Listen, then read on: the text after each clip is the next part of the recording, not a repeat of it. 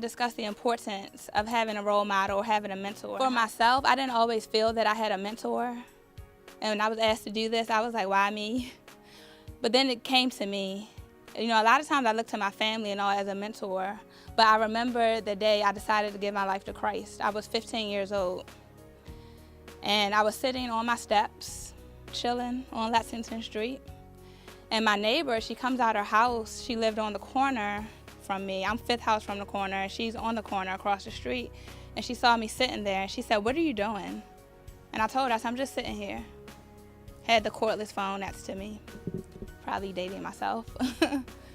But she said that she was going to church. She was going to Bible study for the teens, and she wanted to know if I would come. I thought it was weird. I go to church with my family like every Friday, every Sunday, every Wednesday, sometimes on Monday. I really wasn't that interested, but because she said it was teens, I said, I'll go. So I went. And when I went, I was so surprised to see these teenagers on fire for Christ. I was like, is this really what's going on? Because even though I was in church, I was not a part of the church. I was not a part of the worship experience. I wasn't a part of the congregation other than physically being there. I couldn't have cared less. I was ready to leave. And, you know, we left that night, and we drove home, and we sat on the corner of Lexington and Smallwood, and she asked me, was I saved? And I told her, you know, I hadn't thought about it. And one thing she said to me, she said, well, you do realize that, you know, your mother can't save you. Just because she's saved, that doesn't make you saved. And I thought about it, and I said, thought I would always be with my mother, but she's right.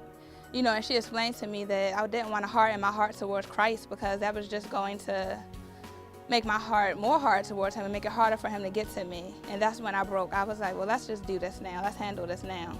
So that's when I decided to give my life to Christ.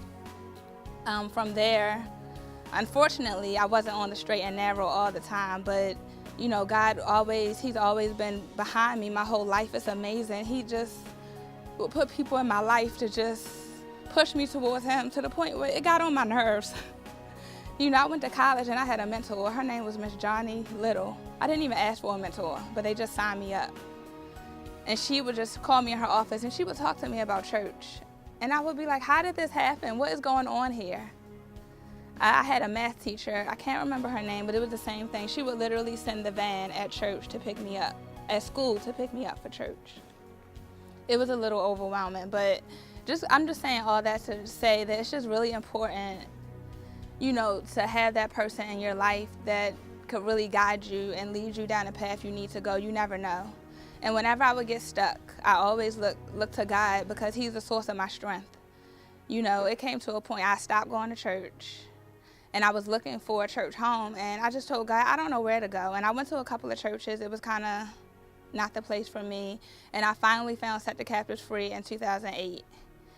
And when I first came here, you know, I was like, this is it. This is where I'm supposed to be. So I just want to encourage you guys, if you have a mentor, stick with them, hang in there, get what you're supposed to get out of the situation, learn all you can.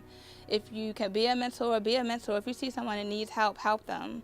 You know, do what you can. It says in the word, you know, if you can help your brother or your sister today, do it. Don't wait until tomorrow or tell them to come back next week. Do what you could do today, because tomorrow's not promised.